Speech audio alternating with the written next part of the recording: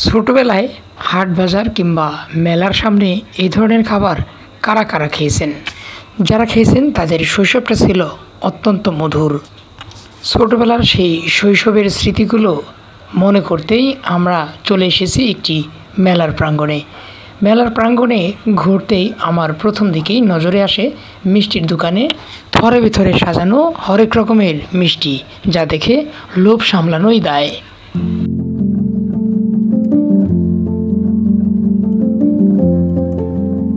দোকানিরা ব্যস্ত মিষ্টি তৈরির কাজে। মিষ্টির দোকান থেকে চোখ সরাতেই নজরে আসে সেই জুস বার। পাশাপাশি রয়েছে এখানে বিভিন্ন রকমের মেয়েদের সাজুগুজু করার বিভিন্ন সামগ্রী। সেদিকে আমরা একটু নজর দিলাম, আর তারপরেই দেখতে পেলাম হরেক রকমের খেলনা এবং এই যে মন মাতানো বাঁশিগুলো। এগুলো আমার সবথেকে জনপ্রিয় এবং সবথেকে ভালো লেগেছে, কারণ মেলায় এখন আর সেই বাঁশিগুলো দেখা যায় না। বিশেষ করে তালপাতার বাঁশি এখন নেই বললেই চলে। মেলার পাশেই রয়েছে আসলে শিশুদের নানা রকমের খেলনা, আর খেলনার ফাঁকে ফাঁকেই দেখতে থাকলাম পুরো মেলার প্রাঙ্গণ।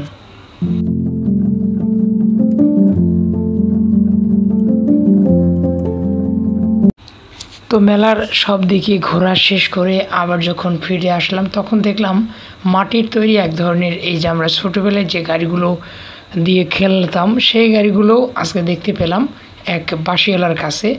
তো সেদিক থেকে আসতেই আবার সেই নজরে আসলো বিভিন্ন রকমের খাবার, বিশেষ করে মোয়া, এই যে মুড়ির মোয়া, মুরব্বা এবং কদমা সহ বিভিন্ন রকমের মিষ্টি জাতীয় আইটেম। তো এগুলো আমি আসলে অনেক দিন পরে দেখছি এবং নিজেও খাবার জন্য কিনে নিয়ে আসলাম।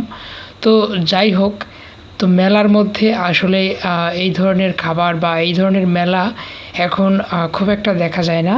তো আমি আসলে মিস করতে চাইনি, কারণ আমার বাসার কাছেই ছিল মূলত এই মেলাটি। তো মেলায় এসে দেখলাম এখানে টাটকা টাটকা বিভিন্ন খাবার, বিশেষ করে মিষ্টি সহ বিভিন্ন আইটেম আসলে তারা বানাচ্ছে এবং বিক্রি করছে। তো এগুলো দেখে আসলে খুবই ভালো লাগলো।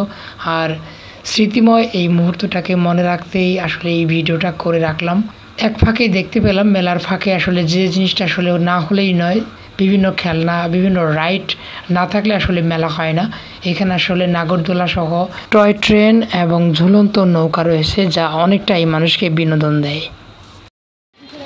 তো পুরো মেলার ভিডিওটা আসলে আপনাদের কাছে কেমন লাগলো অবশ্যই লাইক, কমেন্ট এবং শেয়ার করে জানাবেন। আর আমাদের সাথে থাকার জন্য অবশ্যই চ্যানেলটি সাবস্ক্রাইব করে আমাদেরকে সহযোগিতা করবেন। সবাই ভালো থাকবেন, সুস্থ থাকবেন। আল্লাহ হাফেজ।